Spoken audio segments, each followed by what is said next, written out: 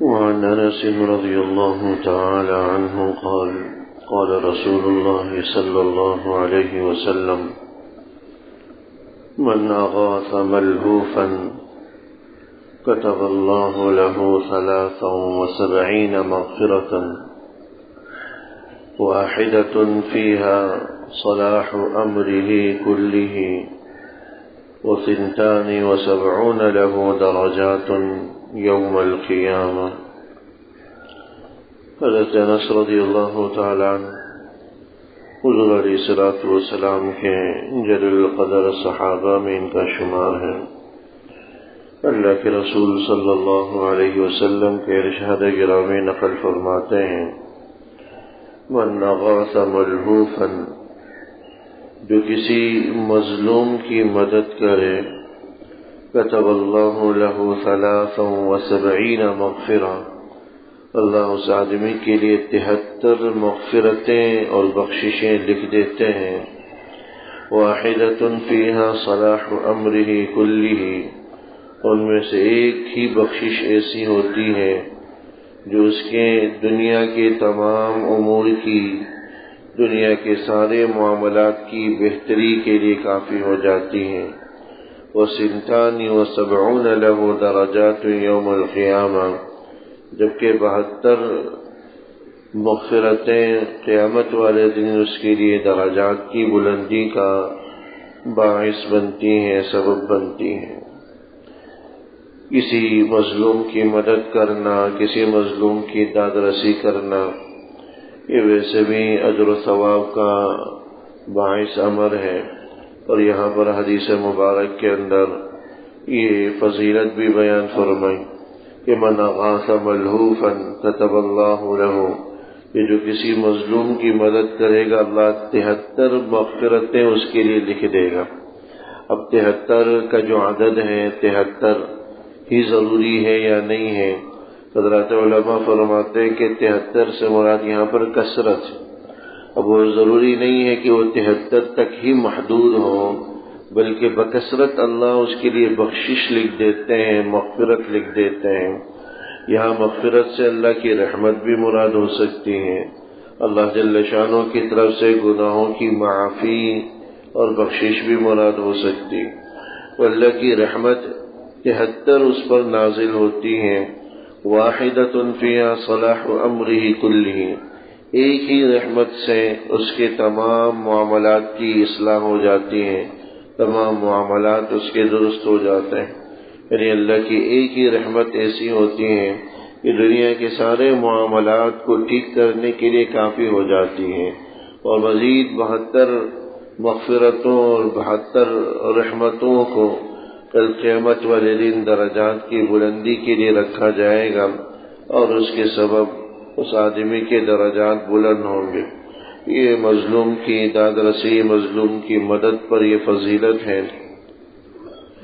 اس کے طفیل اللہ جل شانہ اس آدمی کی بھی دنیاوی معاملات کو حل کر دیتے ہیں، لیکن بہت ساری ہمارے اپنے معاملات بھی اس بات پر موقوف ہوتے ہیں کہ ہمارا معاملہ دوسروں کے ساتھ کیسا ہوتا۔ انسان کا جیسا معاملہ دوسروں کے ساتھ ہوتا ہے، دوسرے بندوں کے ساتھ ہوتا ہے، اللہ جل شانہ کا معاملہ اس بندے کے ساتھ ویسا ہی ہوتا ہے۔ اس لیے ہمارے معاملات دوسرے ایمان والوں کے ساتھ، دوسرے بندوں کے ساتھ جیسے ہوں گے، تو یہ بھی ذہن میں رکھ لیں کہ اللہ کا معاملہ بھی ہمارے ساتھ ویسا ہی ہوگا جیسا ہمارا معاملہ دوسروں کے ساتھ ہوگا۔ یہ اللہ جل شانہ کا طریقہ نہیں ہے، عادت نہیں ہے کہ ہمارا معاملہ تو دوسروں کے ساتھ ٹھیک نہ ہو، ہمارا رویہ تو دوسروں کے ساتھ ٹھیک نہ ہو، ہم دوسروں کی مدد معاونت سے بھاگتے ہوں، دوسروں کے لیے دعا سے بھاگتے ہوں، دوسروں کے ساتھ خیر خواہی سے بھاگتے ہوں، بلائی سے بھاگتے ہوں، احسان کرنے سے بھاگتے ہوں۔ پھر اللہ جل شانہ کی طرف سے احسانات، اللہ کی طرف سے خیریں بھلائیاں ہماری طرف متوجہ ہو جائیں، یہ اللہ کا طریقہ نہیں ہے، اللہ کا دستور نہیں ہے، اللہ جل شانہ کی عادت مبارکہ نہیں۔ اللہ جل شانہ کی عادت مبارکہ یہی ہے، جیسا ہمارے معاملات دوسرے بندوں کے ساتھ ہوں گے، ایسے ہی ہمارے ساتھ اللہ جل شانہ کا معاملہ ہوگا۔ دوسروں کو دعاؤں میں یاد رکھیں، اللہ جل شانہ اپنی رحمتوں میں آپ کو یاد رکھیں گے۔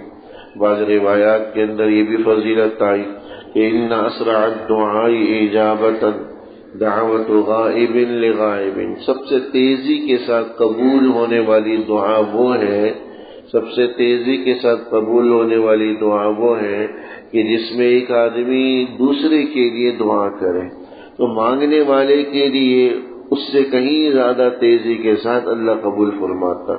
یعنی اگر آپ نے کسی مسلمان بھائی کے لیے دعا کیا، اللہ جل شانہ اس سے بھی کہیں زیادہ تیزی کے ساتھ وہی دعا آپ کے حق میں قبول فرما لے۔ لہذا اگر اپنی دعائیں اپنے حق میں اگر قبول کروانا ہو تو اپنی دعاؤں کے اندر دوسروں کو یاد رکھیں، دوسروں کے لیے دعائیں کریں، غائبانہ دعائیں کریں، پوری امت مسلمہ کے لیے کریں۔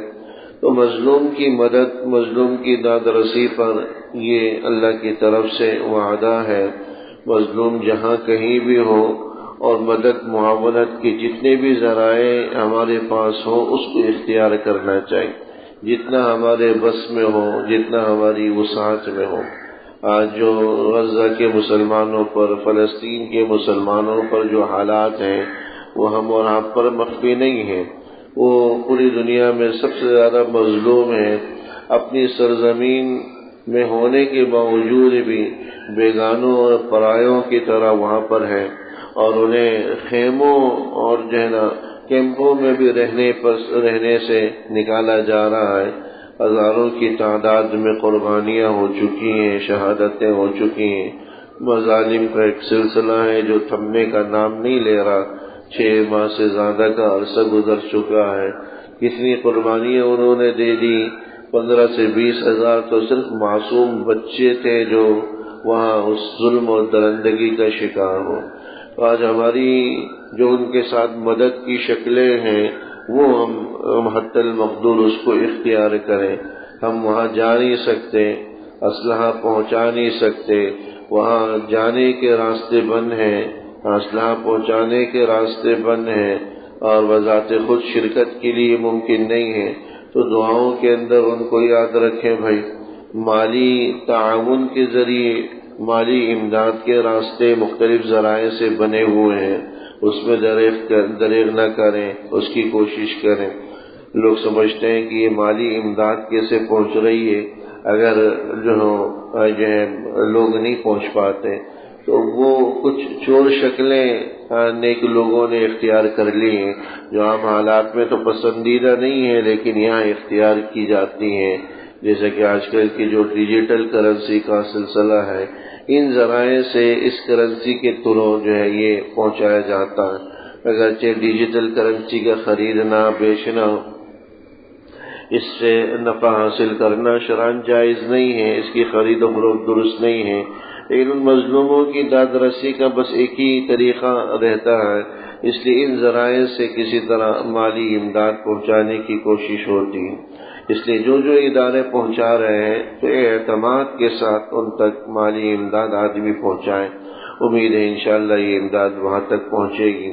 معاشی اعتبار سے غیر مسلم ممالک کی خصوصیت کے ساتھ امریکہ اور اسرائیل کی مصنوعات کا بائیکاٹ کا جو سلسلہ ہے اس کو مزید جو ہے بہتر سے بہتر بنایا جائے، مزید اس میں سختی لائی جائے، اور دوست احباب کو بھی اس کی ترغیب دی جائے، دعاؤں کا اہتمام ہو۔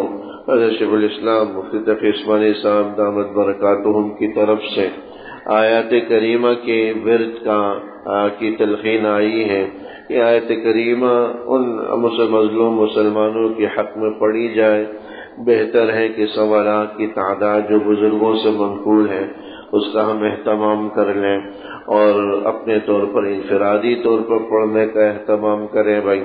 اور اسی طرح حضرت نے یہ لوگوں سے، سننے والوں سے، سامعین سے یہ وعدہ لیا کہ روزانہ کی بنیاد پر کم سے کم 10 منٹ فارغ کر لیں، جس میں یکسو ہو کر کسی اور کے لیے نہیں، نہ اپنی ذات کے لیے، صرف اور صرف ان مظلوم مسلمانوں کے لیے ہم اس وقت کو صرف کریں، دعا کریں اور ان کے لیے گڑ گڑا کر اللہ سے مانگیں، روزانہ کم سے کم 10 منٹ، جس میں نہ آپ کی ذات ہو نہ کوئی اور ہو، اللہ جل شانہ ہو اور آپ ہوں، اور آپ کی ساری دعائیں اس 10 منٹ کے دورانیے میں صرف انہی کے لیے ہوں، ہمارے پاس اس کے علاوہ کوئی ذریعہ نہیں ہے۔ یہ بھی مظلوم کی داد رسی کا ایک طریقہ ہے، اور اسی پر ہی اس حدیث مبارک کے اندر 73 مغفرتوں اور رحمتوں کا وعدہ فرمایا ہے، تو ہم ان کے لیے دعاؤں کا اہتمام کریں گے۔ اللہ جل شانہ کی مغفرت اور رحمت بھی ہماری طرف متوجہ ہوں گی۔ اللہ جل شانہ عمل کرنے کی توفیق نصیب۔ ربنا تقبل منا انك انت السميع وتب علينا انك انت التواب الرحيم، وصلى الله تعالى على خير خلقه محمد وآله وصحبه أجمعين، آمين برحمتك.